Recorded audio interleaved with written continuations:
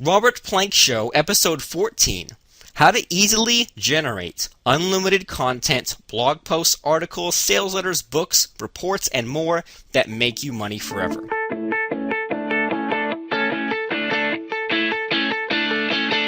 Hey, how's it going? My name is Robert Plank. Welcome to the Robert Plank Show, and whether you have listened to us since the beginning or this is your first time tuning in, I want to welcome you. You don't have to go back and catch up with previous episodes unless you want to, but we're going to be talking today about how to create content, how to go into a content creation frenzy, how to unlock your creativity, how to generate a flood of good ideas, create a store or a pool of renewable content, and pretty much any time that you want to create a membership site, create a course, a product, articles. If you want to even write a print book, you don't have to waste a year of your life, a month of your life. Sometimes you don't even have to waste a week creating it. You can just do it. And I know that you probably hate writing, and maybe you're here because you're stuck, or you're staring at a blank page, or you're trying to figure out a way to produce content faster.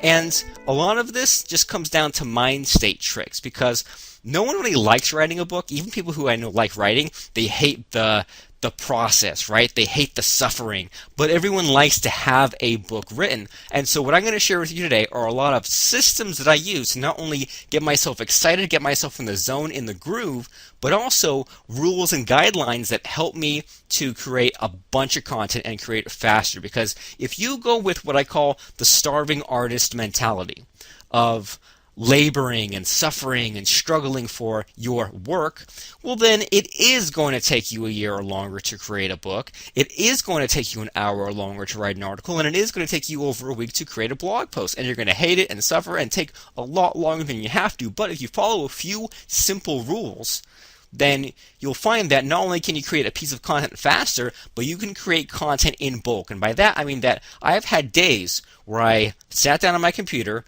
and in short spurts spoke out total 100 articles, 100 400-word articles. Okay, so each one's 400 words, 100 total, 40,000 words total in a day.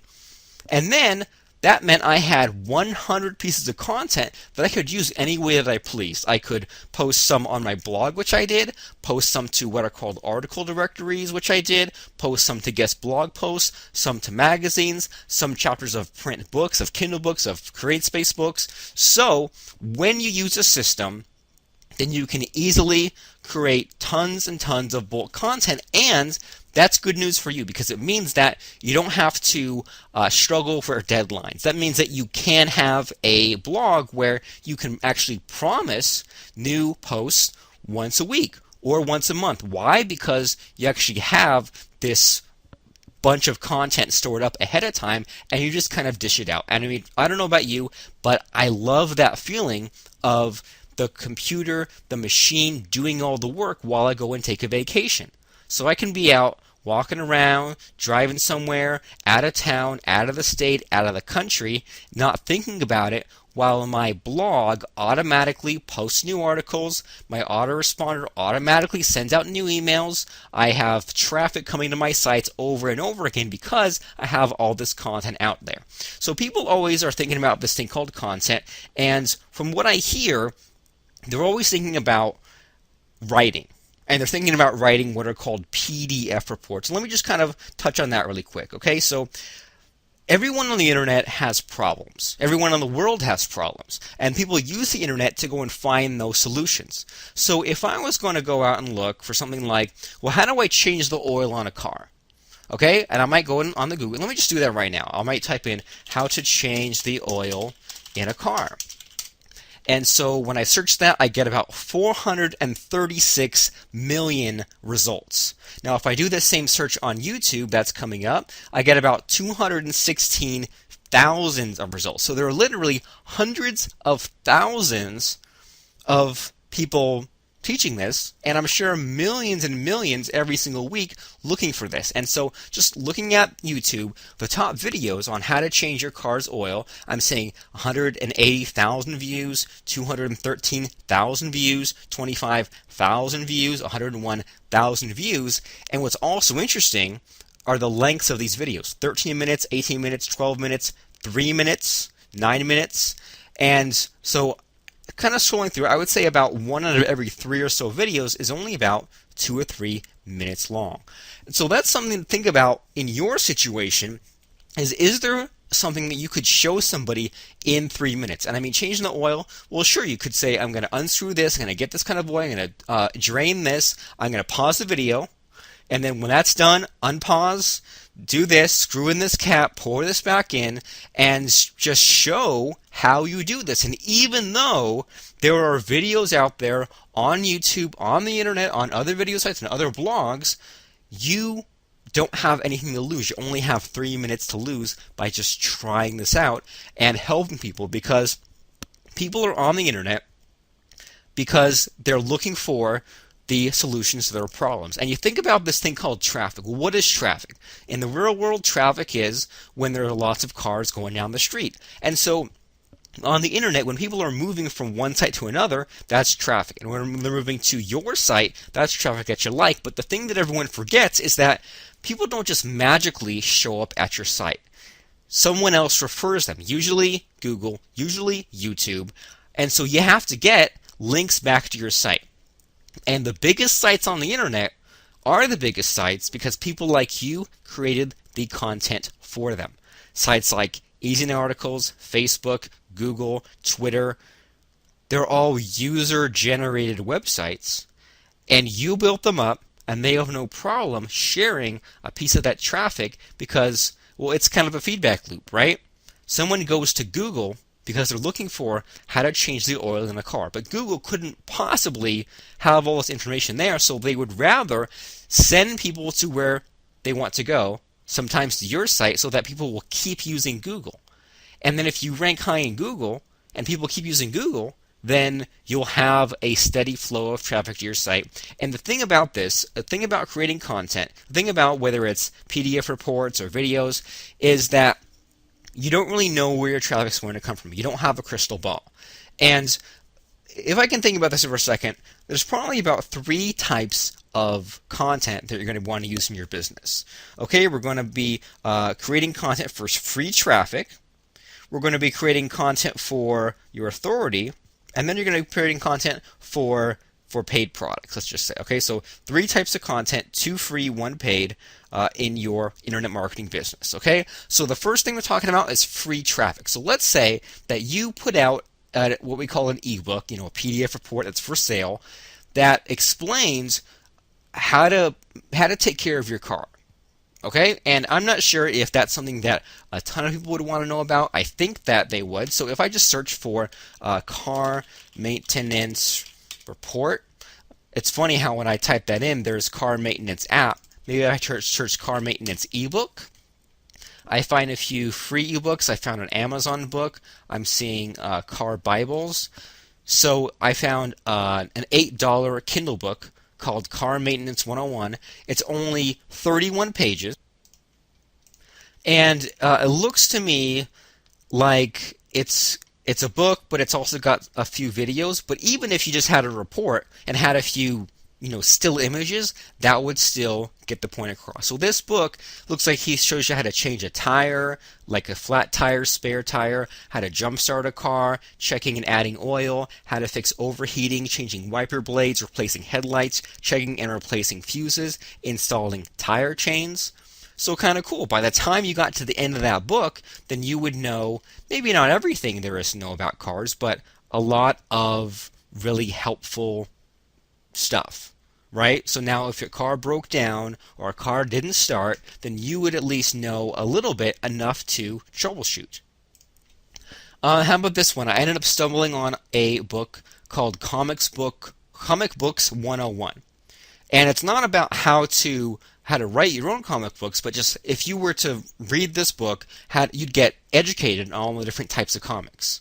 So I'm looking at the table of contents, and then we've got basically the history, how it started with newspapers, National Comics, Disney, Marvel, DC, and all that kind of stuff. The anatomy of a comic book page, creators, graphic novels, the DC comics like Superman, Batman, Wonder Woman, Marvel comics like Captain America, Incredible Hulk, Spider-Man, then Disney Comics, Dark Horse Comics, and then the individual creators of comics like Stan Lee or Neil Gaiman, Hollywood, so comics that have been adapted into movies and television, and Superman and Batman, things like that. So as long as you have a way of making it interesting and having things follow a step-by-step logical sequence, then you kind of can get caught up in creating this report and creating this guide, basically. Okay, so there's no problem with creating a free book or a paid book or a written book or a book with pictures, but I don't want you to get discouraged about the amount of content that's out there and the amount of competition that's out there, because there's always room for some new slants on your subject matter, basically. Okay, so what was I getting at? Well, I was looking at a couple of paid products there, and so the thing, okay, so I think I always think about when we're creating content is we can create articles out there. So in that comic book example, well, you could easily write an article about each and every one of those things I mentioned. Okay, you can write an article explaining, the parts of a comic book, an article about what a graphic novel is. You can put out an article about, the Spider-Man franchise, the Batman franchise, and people who are actually looking for the answer to those questions, they'll find your article. And if you then have not the exact word-for-word information, but similar information put together in a book, well then, chances are, if they like your article about what a graphic novel is, then the next step for them would be to find and buy your book, whether it's an Amazon book or a PDF book. Okay, so you have this free traffic that leads back to your paid products, whether that's high ticket or that's low ticket. I mean, I have articles about webinars. I have articles about, the difference between GoToWebinar, GoToTraining, and GoToMeeting, these 3 webinar services, and people do a search for that question. They end up on one of my many blog posts because I have answered that question in a blog post, and then they might, some people actually might click away. Some people might stop right there. Some people might keep searching, or they might sign up to my mailing list and eventually buy my webinar course, or just click over and buy my webinar course right then and there. But if you want to have a leg up on your competition, you have to have at least some kind of free information out there. There's a site called eZine Articles, eZineArticles, eZine Articles. And what you can do on this site is basically write a 400 or so word article solving a quick problem. You're not giving away all your secrets. You're not saying, well, here's part 7 of 10. Nothing like that. You are solving a problem. You're explaining something. And it's just a quick fix for something small. And at the end of that article, you have a link back to your site. You can link to whatever you want, basically. So when someone is looking for the answer to a problem, then they end up on these high traffic, high ranking sites that then link back to your sites. And I mentioned eZine Articles because, well, at the moment I have 581 articles at the time that I'm talking to you right now. Hopefully more by the time you hear this. And the top people have 29,000, 25,000, 7,000, 6,000 articles to their name, so lots and lots of stuff. 29 different ways for someone to find their products, their books, their websites. But here's what's really funny, is that the average person on this website, on the most popular article directory in the world, the average person has 4 articles. So if you really think about that, all you have to do is explain something in 3 steps or in 3 parts or in 3 options. So that's an article. Do that 4 times, and now you're above average as far as the people who have free stuff out there. And that's what leads me into this thing called authority. And to that, my brain always goes back to this advertisement by a newspaper called the Wall Street Journal, and this one ad that was written in like the 1920s or something like that has made the Wall Street Journal over $1 billion in sales. And it's basically the story about, well, there's these 2 guys who are pretty much identical. right? Same economic background, same intelligence, they went to the same school, but then they come back to a 20-year high school reunion, and one is, a super mega millionaire, owns his own company, and one is doing okay, but just living an average life. So what's the difference? Well, the difference is that one guy has the Wall Street Journal, the other guy doesn't. The only difference between these two guys. So why do I mention that? Well, because if someone is looking to buy from you, and in this crowded world of the internet today, if they're looking to buy your complete book on car maintenance, and they're looking around and they're saying, well, I could buy it from you or from someone else, it's about the same price, about the same, content, it'll give me about the same things. Why should I buy from you as aside to the other person? Well, if you have, let's even say 100 articles here and there about car maintenance, and the other person has none, well then that's the one advantage that you have. And so it's really, really important for you to have this ability to create content so that you have enough where you have no problem giving some of it away. That way you have this free traffic, you have this authority, and then you can save your best stuff for your paid products if that makes sense. And so one little hint I've been dropping here and there that I hope you've been picking up on is that if you can solve a problem in 3 parts, then you're halfway to becoming a content creation machine. And let me explain. Let's say I ask you how to change oil in a car. And let me even just kind of go on Easy Articles here. And let me say change oil. And let me search and let me find what comes up here. So I find a beginner's guide, change your car oil, and how to do that. Well, she gives you the tools. So you need a socket, wrench, oil filter, motor oil, funnel, rags, and paper towels. And then list through the steps and reminders before getting started, and then steps to changing your car oil. Okay, so 3 different sections, and that's all there is to creating an article. It's just to remember to have 3 different parts. Now, why is that? Well, because remember back in elementary school or middle school or high school or college when you had to write an essay? And even that name, that word is just terrible. An essay, oh, great. And then the first thing you asked was, well, how long does it have to be? How many pages? And sometimes your teacher would say 1 page or 3 pages. But every now and then, I don't know about you, but I'd have a teacher who said, oh, just as long as it has to be. And those assignments were the worst because I was like, well, does she want a 1 page or a 5 page? And the worst possible scenario is for you staring at a blank page, not knowing what it is that you're going to be creating. And so when you have a little bit of a structure, a few guidelines, it becomes really, really easy for you to just whip something out. And so by me telling you that you have to solve someone's problem in 3 parts, then it becomes a lot easier. Because now instead of worrying about, well, I could list all these things, I could go off on this tangent, well, okay, now you have to answer it in 3 parts. And just by answering it in 3 parts, I don't want to use the term outline, but basically now you know what you're going to say. And so there was a previous Robert Plank show, episode 5, which is how to write an article in 6 minutes. And it goes through that structure of, if you want to write an article, well then you phrase the thing you're going to write about as a question.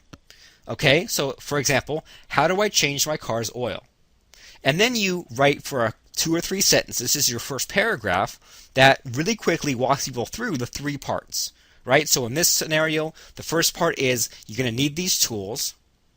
The second thing is these are important things, like you need to be cautious and have a place to catch it.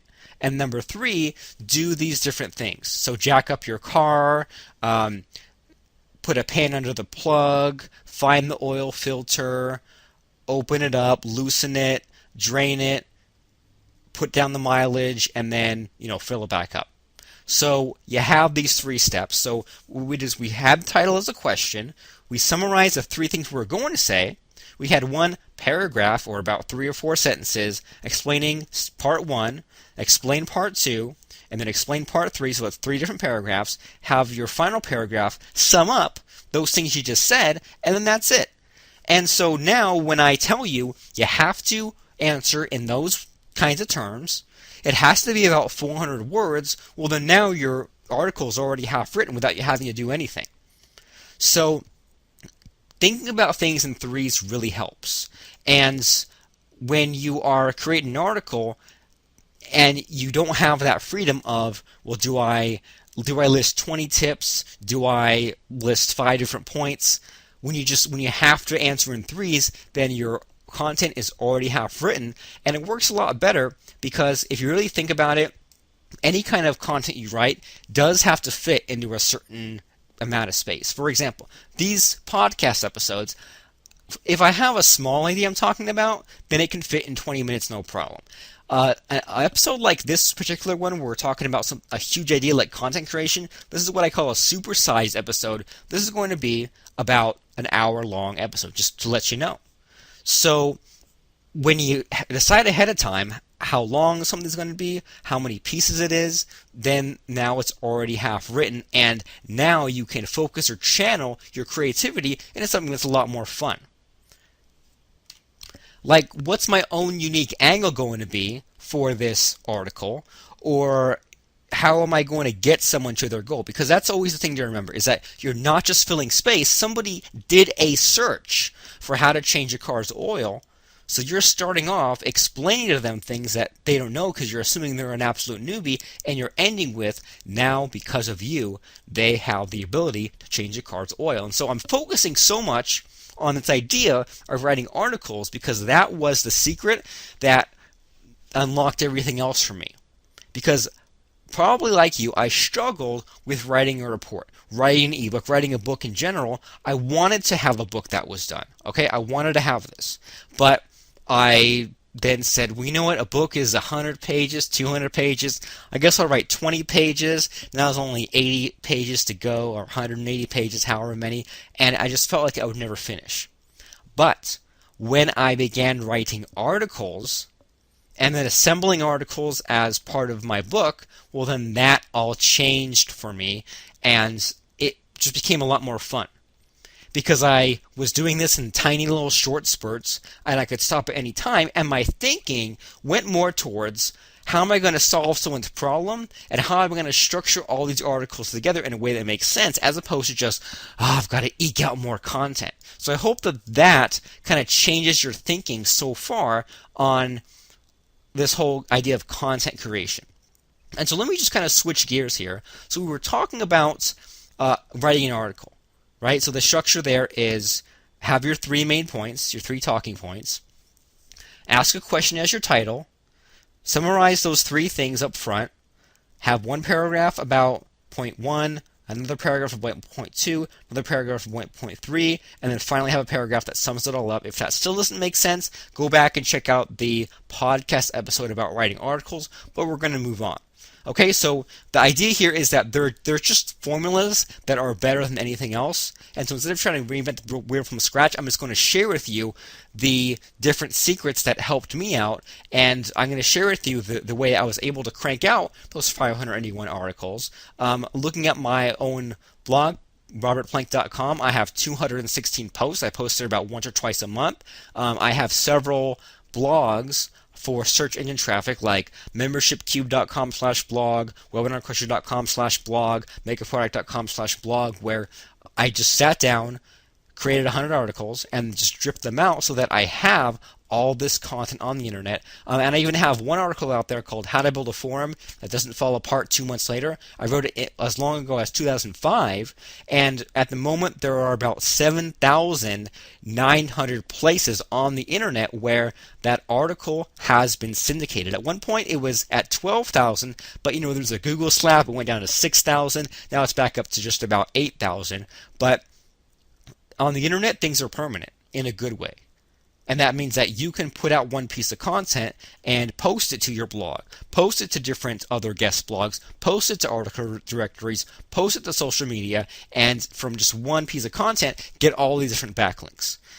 So even though it feels kind of like a waste giving away some of your stuff, or making these quick 3-minute YouTube videos where you follow the same structure, you explain what you're going to say, and then go through these 3 different talking points, and then recap it and you're done, basically these are like live action video articles, it does pay off because the internet is so big that you get traffic from each and every one.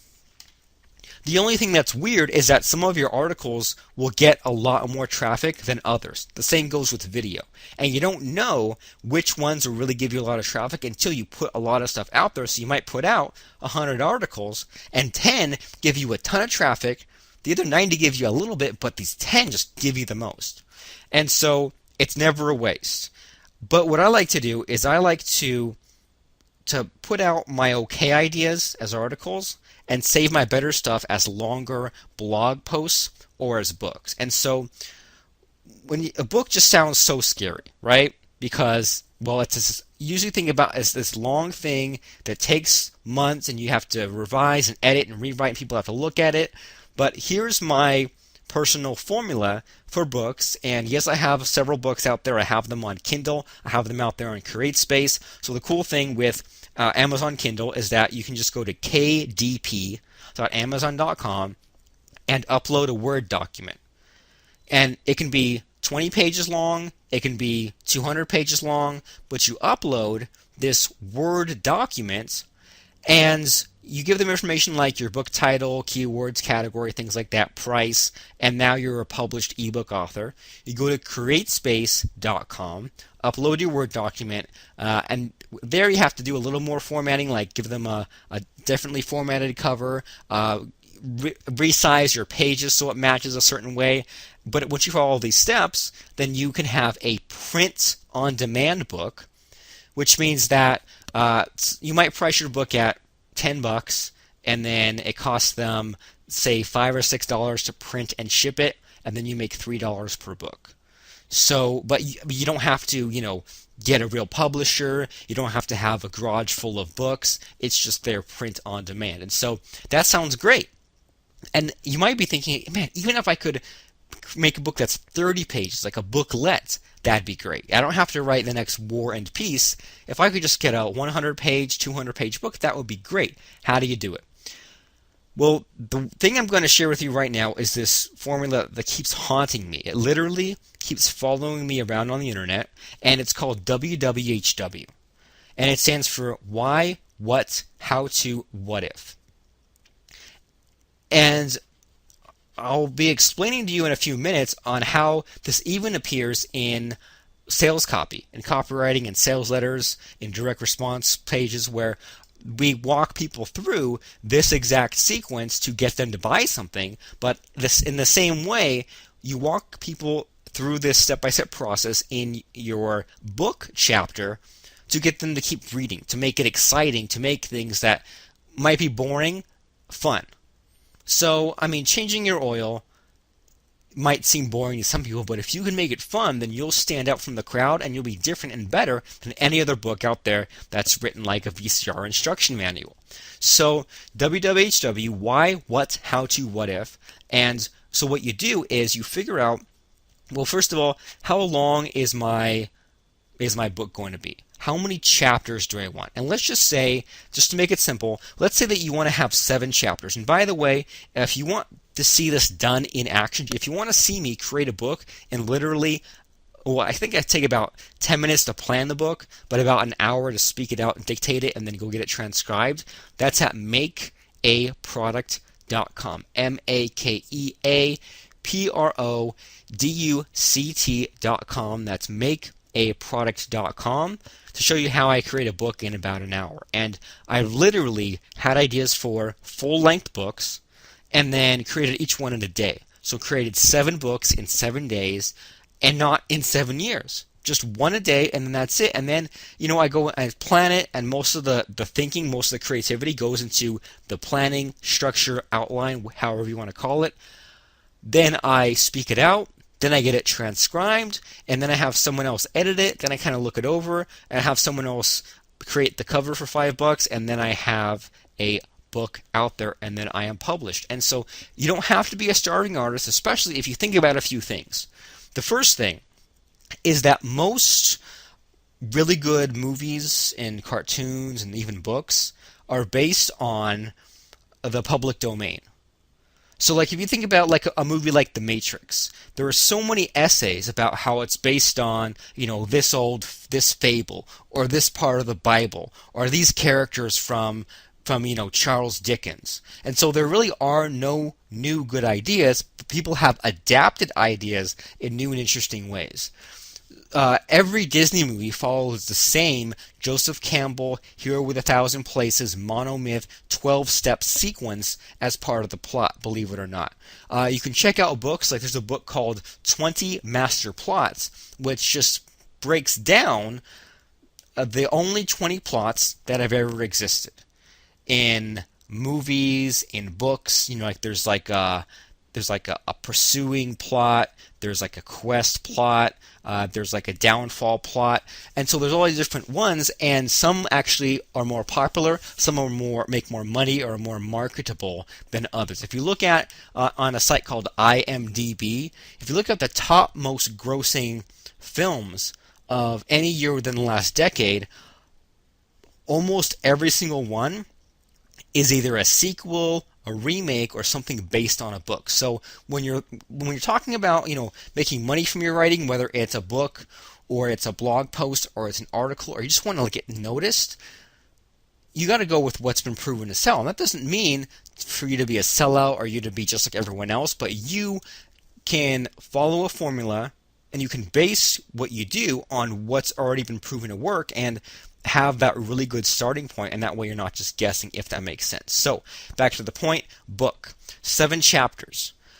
So, if you were going to make a book about car maintenance, I just listed all those things for you, right? Like changing a tire, changing the oil, fixing up the wiper blades. Let's say you're going to make a book on home maintenance, right? So let me just do a search on Amazon for home maintenance. And so this might offend some people who are writers at heart, but you really do have to look a lot at what your competition is talking about, and especially look at their table of contents.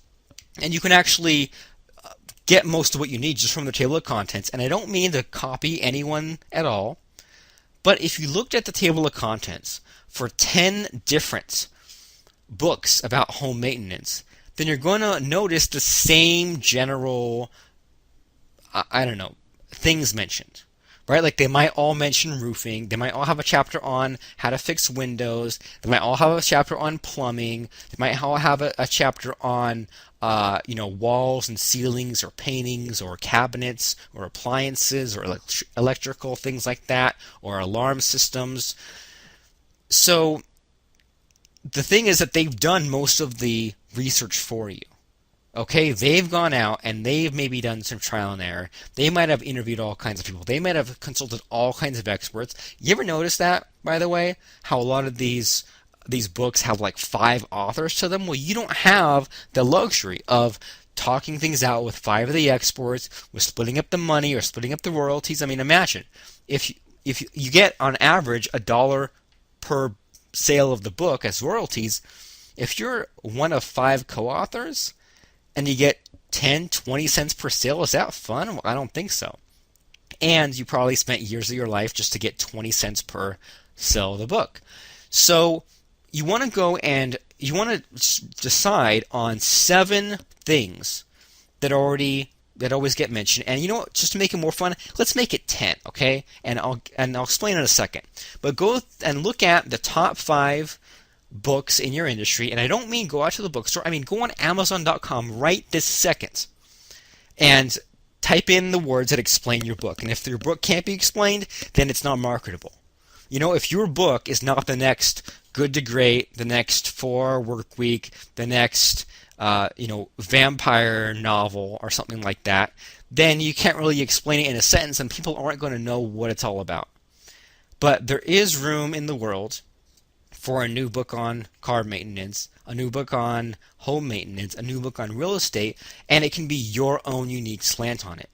And you can put it out there and see what sells and see what got people to buy your ebook or your print book or read your blog posts, and make more products like that. Make more articles like that and give people what they want, as cliched as that sounds. So find out for me 10 things that people always ask about, or people always cover in these books about home maintenance, and write them all as questions that I would ask you. So I would say things like, what's the proper way to paint a house? What can I do to repair broken windows? What can I do to fix my plumbing and my toilet and my waterways, my water systems?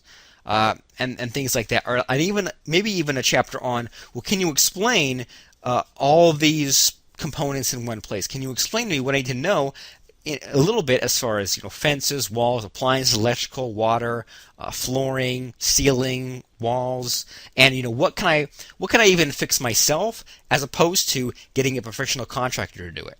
So we're asking these 10 questions, and they have to be questions. They have to be questions that I'll ask you, and you list 10 of these questions, but you're going to want to cross 3 of them out. So that means you'll have 7 questions left. And then out of each of those 7 chapters or 7 questions, your chapter is going to be answering these 4 sub-questions. All right, the first one is, okay, here they are. It's why, what, how to, what if. So the first question, if we had a chapter on how would I fix a broken window, okay? Then I'll say, well, why is fixing a broken window important? Well, and you might say things like, it's important because you can save yourself X number of dollars by doing it yourself. You don't have to wait for someone. It's no longer dangerous. You can add a new, even better window when it's placed. You don't have to waste money on heating and cooling if it's just a tiny little crack. So explain to me first, why it's important, and then what you're about to show me. So without actually going through the steps, tell me, basically what's going to happen. So you might have a little thing on assessing the damage or different types of broken windows, like a huge break or a hairline fracture, and then different types of windows, which I'm sure there are, and basically how to identify it. And maybe you'll go out and buy the new window, remove the old window, put the new one in, maybe add some kind of sealant. And so you just tell me quickly what you're about to show me, just so that I'll have an idea, because some people, I would say most people, need to know ahead of time what the end goal is and what we're going to do to get there. And then the third part is how to do this. So the exact step-by-step process, the meat, if you will, of how to do this, walk me through it exactly. Okay, give me the exact steps, show me the exact pictures, what to watch out for, what not to do, go through step 4, step 5, step 6, how to exactly do this. And then at the end is, what happens if I do this? So now that you're done, go back and explain what you did, and maybe have a checklist so that now that I've read about it, I know that I've actually done it. And then you could even throw in something like, well, now here's how to make sure this problem doesn't happen again. Or, or maybe something about, well, now go through your house and replace all these windows at once, or something like that. So that sounds like a lot, but I'm giving you structure here. And when you follow this structure, well, then guess what? Your book chapter will just about write itself. So one thing I want to be really clear on is that the how-to is the bulk of your chapter. It's about 80% of it. Okay, so you really quickly, in maybe, half a page, a third of a page, explain the why. Maybe in a half a page or a whole page, explain the what. Then about in half a page or a whole page, explain the what if. But your how-to, depending on how much you either write or speak it out, the how-to might be 5-10 pages, because you're actually explaining to me the details of doing this. And so I know that seems like a lot, and you might have to listen to that or read the transcript a couple of times, but that's how you create a book chapter, is you go through WWHW, why is this important, what are you about to show me, how to do this step by step, and then what if I do this, what's the checklist, what's the 30-day plan, what's the long-term goal, what's the way to stop this from happening again, and then you can have a little thing about, like a transition to the next thing. So then it's like, it might be, well, now that you've repaired your windows, let's get to repairing your air conditioning, because if you've noticed your utility bills are very high, well, it it could be, because your windows were leaking out, the cold air or the hot air, but it also could be because of a number of reasons in your air conditioning system. And then next, we're going to have you, perform maintenance and check up on your air conditioning system to save you even more money in the long run and give yourself a even better performing home in the long term. And so you just do that 7 times, and because you've rearranged things in the right logical step-by-step sequence, now you have a complete book on home maintenance. And I mean, heck, even I might buy that book, but that is the formula for writing a book. And if you want to have a longer book, then add more chapters, but I recommend you start with just 7 chapters, because that's definitely long enough for a Kindle book, for a CreateSpace book, and then you can just expand out from there, and you might realize that, well, that chunk of the book on basic home maintenance was pretty good, but then I might want to have a second chunk on the more advanced stuff, like maybe roofing, or maybe like home improvement, not just maintenance but improvement. So like how to add in a new toilet, or how to add in a new room, all the Bob Vila type of stuff.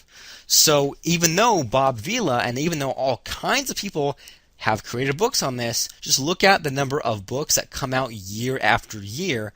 Even though the contents might not have changed, different people have their own unique take on doing this. So that's the formula for creating a book: WWHW each chapter, and then it's no problem. So there are a few other formulas that you can use to create content. So far we talked about video, talked about articles, talked about books. So now that you have a book or a report or a video course, now how are you going to sell it? Well, this is what's called a sales letter, and a lot of people dread this because for some people it's even worse than a book, because now I have to actually be careful about what it is I write. And so a sales letter is a web page, and usually with most of us it's a direct response web page. It's a long web page where there's nothing else to do on the website but to buy or leave. And by the way, you can get a really helpful WordPress plugin called Paper Template over at papertemplate.com. This will install in WordPress and allow you to choose which pages on your blog will act as direct response web pages, where it will look drastically different than your blog. And that's a good thing, because someone can read this long web page about why they want to buy your book, and they're not distracted by all your blog's navigation. But you don't have to learn databases, HTML, FTP. You can just use this on your existing WordPress blog. And there are built-in tools and templates to help you create a direct response sales letter. So you might have heard this acronym with direct response called Attention, Interest, Desire, Action. And every successful ad uses this formula, explains things in this exact order, and the ones that don't, the ones that miss things or have too many things or have things in the wrong order, those are the ads that don't actually work, that aren't exciting, that don't get people to buy. And so what this means is that at first, people are only going to be looking on a web page for about 5-10 seconds, if we're lucky. So we need to hit them right off the bat with some attention-getting headline. And then we don't want to hit them with our offer quite just yet, but we want to arouse their interest by identifying a problem, identifying what brought them there, and aligning ourselves with their own beliefs. So if someone comes to our webpage, and it's a webpage where, okay, how about this? They're looking for how to change their car's oil. And they find this article about how to change their car's oil, and then they say, this is kind of cool. I'm going to click over to this website that's selling the complete book on car maintenance, right? With all the things about changing your tires, changing your wiper blades, things like that. And so if you just said, well, here's the table of contents, here's the first 2 pages, that's not exciting. We want to tell people what's in the whole thing. So we explain, well, are you here because last time that your car broke down, you ended up paying the road service all this money and a tow truck this, and it was just something really simple. Or what if you were stranded in the desert and you had no cell phone coverage, or your phone was dead and you had a flat tire?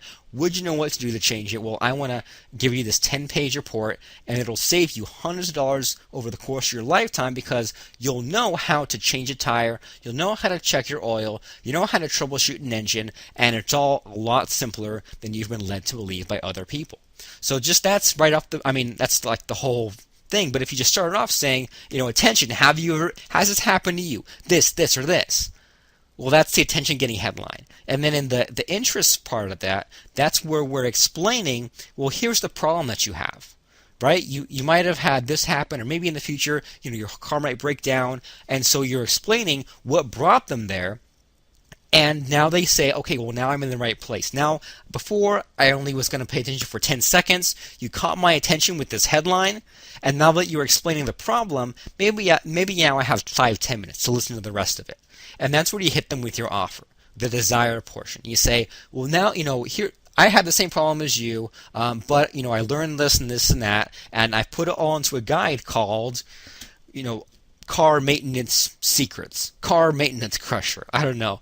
But you explain, here's my offer, and you explain the different pieces of it, but make each one exciting. And that means, changing your oil. Well, that's not exciting. But how would you like to be able to save yourself $100 every month by changing your own oil? It's really easy, and you don't have to waste the whole day dropping it off at the car place. You just do this, and this. It's a 3-step process, costs you about $2.50. Now you can change your own oil. Rotating your tires. Did you know that you can actually improve your gas mileage by this and extend your car's life by that? And most mechanics don't care, but you care because it's your car. And do this, and this, and this. And then you just list the entire package. And then the last step is action, the call to action. Here's how to get it right now. So AIDA, attention, interest, desire, action. But this is actually a disguised WWHW. This is a disguised why, what, how to, what if. Because the attention part is, well, why should I care about this? The what is, once again, what are you about to show me? So like what problem am I having? So you lead up to the actual offer. The desire, the how to, is how to solve this problem using all these steps. And then the action is now, what if I get this? How do I do it? What are the next steps? So pretty interesting there how the same formula follows us around on the internet. And so once again, you know which formula to apply, and your blog post articles and books are already half written. A couple of other formulas for you. Email marketing. Okay? If you do any kind of business online, a really good skill to have is the ability to write quick content. And I have a list of email subscribers, which I email every single, because Lance and I are always launching some membership course, usually relaunching it, or even over the course of a week, I'm going to email them 3, 4, 5, 6 times, reminding them to go buy, reminding them to go register for this webinar, to attend the webinar, to watch the replay, to check out my blog post. So I end up writing a lot of emails. We send about 1 million emails a month total each. And I'll write follow-up sequences. I'll sit down and I'll say, you know what, I'm going to create the next 10 days of drip content for people. So if someone comes to my website and they don't buy quite yet, I want to contact them every day for 10 days automatically over email using my email autoresponder. And by the way, a product that we have to help you write those is called emailcrusher.com. We give you our tools and templates and things like that to write emails. But I use the PAINT formula. PAINT, and this is just basically a categorizing system of, you just pick one of these, and that's what your email is about that day. So here we go. It goes polls, POLLS, action, ideas, news, and tips. And so this works whether you're writing a pre-sale sequence, trying to get people to buy a product, a post-sale sequence, getting people to use the product, to leave you a testimonial, to buy the next upsell. And you just pick one of these, and then that is what your email is about today. So with a poll, you would say, what did you think of this idea? So a good asking question might be, okay, let's say that you're selling your car book and they haven't quite bought yet. They're on a list, and you might say, well, can you tell me what you do know about cars? Okay, so do you know how to change your oil? Do you know how to rotate your tires? And that's a good question, and then just have them respond with one of those two things. Or maybe, do you have the equipment to change your tire? Do you have like a drill, or do you have a jack? Do you have a jack stand? Or what's that? Like, do you have a tire iron? Do you have any of these? Just respond. And I mean, really powerful to ask a question and get your people to respond. Action. Did you do this yet? So give them a quick thing to do to kind of get them along the way, because you are a solution provider. It is your job to help people. So even though you're selling a car maintenance book, you can still solve their tiny problems. Like, for example, if you can explain to someone how to check their oil or how to check their tire pressure, it might seem like common sense to you, but if you're talking to an 18-year-old, a 20-year-old, a college student, someone who doesn't know a lot about cars, this might be news to them. So just give someone a really easy task, like checking their oil, checking their tire pressure, because you want them to kind of start doing things because you told them to, right? And if no one else told them to check their tire pressure, and now they learn something from you, they'll think, imagine if he's giving this stuff away for free, or she, then what can I get once I start paying him or her? Ideas. So if you have a cool idea, I had this idea today, so something kind of crazy outside the box. So you might say, today I was just thinking, what would happen if you were driving and someone was pulled over on the side of the road and they had a flat tire? Well, would you keep driving, or would you stop and help them? How cool would it be if you could make someone's day, and maybe it was outside of town, or maybe it was getting dark, and you could just pull over and you can make a new friend for life? Or what would happen if if you had a child? Maybe you do have a child and you're teaching them how to properly maintain their car, and they want to know, well, how do I change my oil? And your only answer right now is take it in to get it changed. Well, wouldn't it be great if you could, bond with your daughter or bond with your son and just show them these basic car maintenance tips? News is really good too, because you can say, well, I saw this thing on the news today where 30% of Americans don't even know how to read their gas gauge, or something like that. Right? Or this number of people don't drive because they're afraid of breaking down, or things like that. Or maybe you read on the news that the average person only has a car for 2 years because they don't keep it maintained, and then it goes bad and they end up having to trade it in or sell it. So wouldn't it be better if you were better than the average person and you had a car that lasted 5, 10, 20 years the rest of your life because you properly maintained it? And finally, tips. So here's something that you could do in 60 seconds. So just give people, so this is kind of like taking action, but it's more of just telling them what, something that they could do. So you could say something like, something that's really easy to maintain on your car are the lights, like the brake lights, the headlights. So what you can do right now in 30 seconds is just check out this technique for finding out if the lights are aligned, if they're all working, if they're all on peak brightness. And then, even if you don't want to maintain your car, at least you'll be more knowledgeable when it comes time to take it into the mechanic and save yourself dozens, if not hundreds or thousands of dollars. So paint, polls, action, ideas, news, and tips, keeping in mind that with email, our goal is always to get someone to click. We want someone to click and buy, click and log in, click and download, click and leave us a review, but it's always to click. And so by choosing what approach you'll take to the click, by using this paint formula, I think that'll be really helpful. And we're getting close, I'm running out of time, so I want to cram in one other writing formula for blogging, which is called rat gum. Yes, it is crazy like that, because when we use our imagination and remember weird things, they stick in our heads a little bit better. So rat gum, it's rants, affiliate review, tutorial, guest survey, user feedback, and monthly summary. And once again, you just choose one of these 6 categories this time. And now it's just a matter of, well, now I know what kind of blog post this will be. I just have to decide what question I'll ask myself to get the blog post started, and just get someone from point A to point B. Solve their problem in a blog post, kind of like a longer article. So, real quick, a rant. Go on a tangent about something that makes you happy or angry. Affiliate review. Review someone else's product or technique.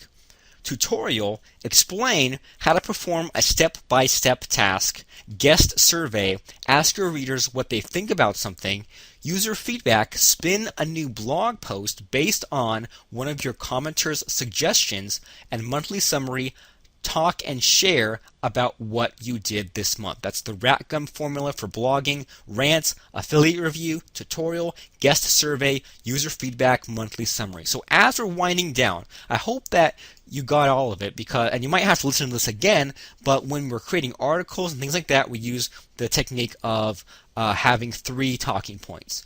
For a book chapter, WWHW, why, what, how to, what if. For email marketing, paint, polls, action, ideas, news, and tips. For blogging, RATGum, rant, affiliate review, tutorial, guest survey, user feedback, monthly summary. For sales letters, ADA, attention, interest, desire, action. And so when you're creating this content, it really helps you to have absolute focus, to have all distractions closed down, the door closed. If it helps to mind map or kind of draw out or diagram what you're going to write, that helps me. Time boxing, set a countdown timer to give yourself just 10 minutes to write it out, or just 1 hour to dictate out a podcast. And dictating really helps because you can get your ideas out there, get someone else to type it or transcribe it for you, and then even have someone else edit it, and now you can have articles or entire blog posts out there. And so now you can shift your thinking into bigger and better thoughts, like finding your hook. So instead of struggling to put out 10 pages, now you can think, how are my articles and books going to be different? And so there's a few techniques here. One is called reverse SEO. We use a tool in our website's control panel called AW Stats to look at what search keywords and key phrases in websites bring people back to our site from the articles that are out there. So if we have a lot of people searching for how to change their oil and that brings people back to our site, I'll make more variations about how to change our oil. The us versus them strategy for your marketing of your book, if you think about, things like even car maintenance or home maintenance, what's the common enemy? Like people doing it wrong, or people screwing us out of money, or just nature stranding us in weird places, or alternatives and cliches. And so when you ally yourself with these people who have a problem, now it's like you're facing them together. You combine it with an underdog component. So you're saying, I'm not Bob Vila, or I'm not the best car mechanic in the world, but I can show you how to do these things, and now you can become self-sufficient. To unlock your creativity, have these rules. Architects work better when they're confined to a certain space, a certain cost, and they need to make something that's both structurally sound and beautiful, and the same thing applies with you creating content. If you can combine weird things that don't belong or go against the grain of common logic, like if you say, here's the reason why you absolutely don't want a professional to change your oil, kind of a cool little starter for your article or even for your chapter on an oil change. If you can have a 3 or even 4-step formula for doing it, well then now you're just walking through the steps to someone. If you can list out the top 5 ways to do something and cross out all but the top 3, well then now you have a very powerful article or blog post or book chapter right off the bat.